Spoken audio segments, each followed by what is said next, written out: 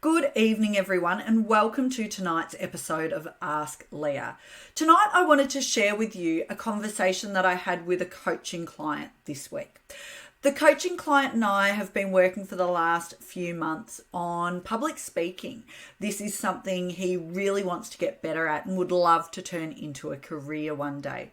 So we were talking about how he can improve and the importance of seeking feedback when he does deliver a presentation.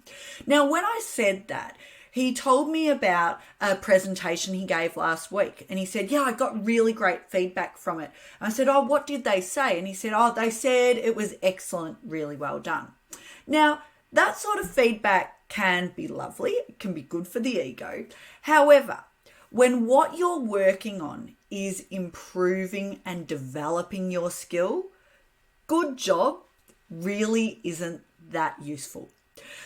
But when we ask for feedback, a lot of people don't feel like they can really give us the real picture of the feedback, because you're asking for feedback, but what are you really asking for? Are you asking for that pat on the back? How are you going to respond if the feedback isn't that great?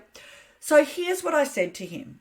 If you are really serious about developing your skill in this space, before you give a presentation, speak to one of the people in the audience, and in this case it was the leader of an organization, and I said, speak to them beforehand and say, you know what, I'm really working hard on improving my public speaking. I would love to develop this into a career one day. So what I would appreciate is at the end, if I can check in if there's anything you think I could do to improve, because I genuinely want to develop. Now, if you set the scene like that when you're asking for feedback, you're giving that other person permission to share some constructive criticism perhaps, or some genuine positives with areas that you can strengthen. Now, that's the sort of feedback that you can really do something with. So again, if you are genuinely looking to grow, improve, develop, make sure you're specific about the sort of feedback you're seeking, and then you are more likely to get it. Thanks so much. Have a great night. Cheers.